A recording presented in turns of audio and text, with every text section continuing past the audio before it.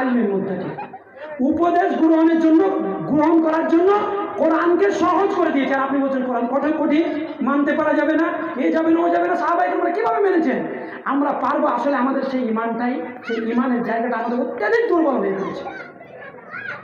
সম্মানিত উপস্থিতি, উপদেশটা হবে মানুষের কাছে কথোপকথনের মতো। আপনাকে বলবো, আপনি বুঝতে পারবেন, আপনি সেটাকে বাস্তবায়ন করবেন, এর নাম হচ্ছে উপদেশ দেওয়া। আপনি আমাকে বলবেন, আমি বুঝতে পারবো, সেটাকে মূল্যায়ন করবো, নিজের জীবনে বাস্তবায়ন করবো, এটার নাম হচ্ছে উপদেশ।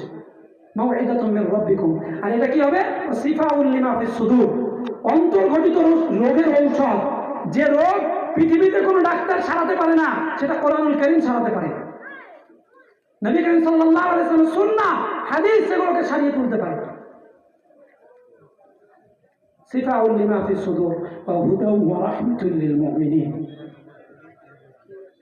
রাসূল করিম সাল্লাল্লাহু আল্লাহ সুবহানাহু ওয়া তাআলা বলেন, এবং এটা হচ্ছে কি? মুমিনদের জন্য দয়া, মুমিনদের জন্য হেদায়েত। তারপর আবার বলছেন কুল বিফাদলিল্লাহি ওয়া বিরাহমাতি।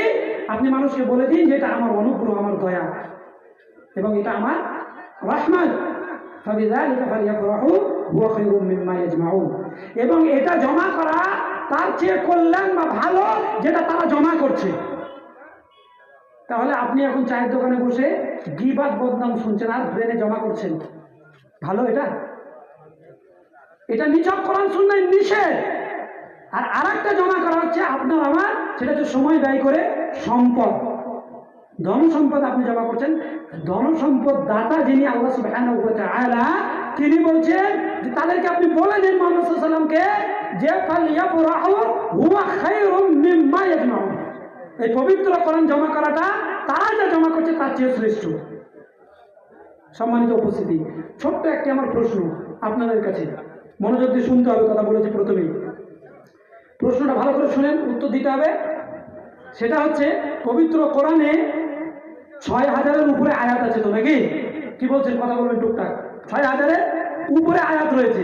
১০০০ বাদ দিয়ে দিলাম, ১০০ বাদ দিয়ে দিলাম, ১০০, ২০০, ৩০০ করে ১০০ হলে ১০০০ হয় নাকি? ১০০ বাদ দিয়ে দিলাম।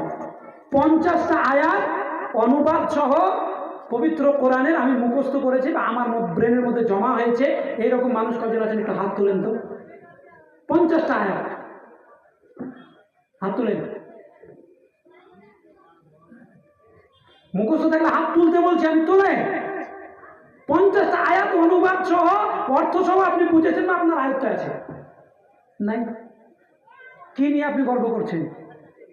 কোন জিনিস নিয়ে গর্ব করছেন? সারা জীবন ধরে এত জালসা